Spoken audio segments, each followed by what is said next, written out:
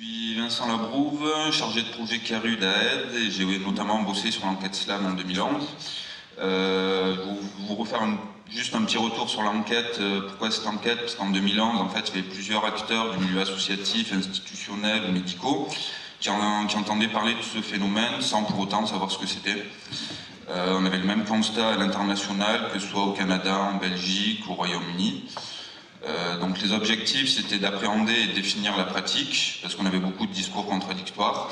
Pour certains, c'était juste la prise de catinone, pour d'autres, c'était l'injection, et encore pour d'autres, c'était l'injection dans un contexte sexuel. De fournir une connaissance plus précise de ce qu'on appelait le SLAM, d'identifier, de recueillir les besoins et les attentes des personnes, et de mettre en place une réponse associative ou sanitaire adaptée aux besoins des personnes. Donc si vous voulez, l'enquête SLAM, elle est téléchargeable gratuitement sur Internet. Donc depuis, Aide a un peu avancé et a proposé justement un accueil gay et conso de produits qui a lieu au CARUD des Halles, 36 rue du Souk, tous les jeudis, à partir de 18 h. Donc cet accueil, c'est un espace communautaire sans jugement de pratique. C'est un lieu d'échange de pratiques, de recueil de données et aussi d'observatoire. Comme tous les CARUD, c'est un lieu où on peut prendre et ramener du matos. On va bientôt développer des ateliers pratiques justement sur le geste lié à l'injection, avec des bras d'infirmiers, en fait, ce qu'on va appeler des bras d'infirmiers, pour que les personnes puissent s'entraîner justement à avoir le bon geste. On va développer également des modules pour former le milieu médical qui est totalement démuni par rapport à cette pratique, sauf certains médecins qui vraiment se spécialisent là-dedans, mais ils sont encore pas beaucoup.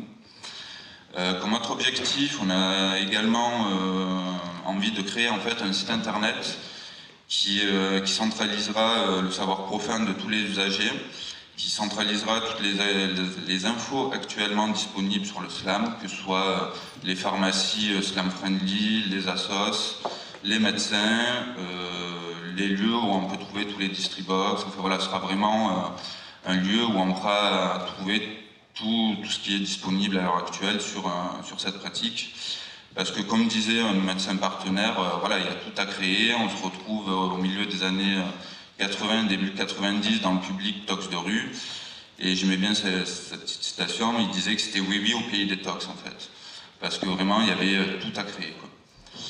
On a quand même encore pas mal de difficultés à toucher ce public parce qu'ils ne se reconnaissent pas comme usagers de drogue, ils ne se reconnaissent pas comme toxicomanes et il n'y a personne qui fréquente, très peu de monde fréquente les structures de RDR, d'où l'importance justement de développer des actions sur Internet parce qu'ils achètent sur Internet, ils se rencontrent sur Internet et ils vont chercher des infos sur Internet.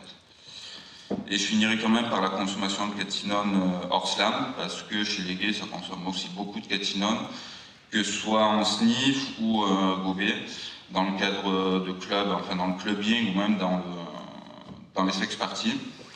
Et du coup, on voit se développer, ou du moins c'est de plus en plus visible, un autre mode de consommation, alors soit pour pallier au SLAM pour les ex-slameurs, soit pour, justement, voilà, pour atteindre un niveau de sensation un peu plus élevé, qui est la consommation par voie anale, sans forcément qu'on connaisse les effets à long terme de ces produits chimiques sur la paroi intestinale ou même sur les muqueuses anales. Et le dernier point que je voulais aborder aussi, c'est qu'il y a aussi une méconnaissance plutôt des produits quand ils sont mélangés, notamment avec le GBL, qui est très souvent mélangé dans le cadre de sex party avec les catinones. Merci.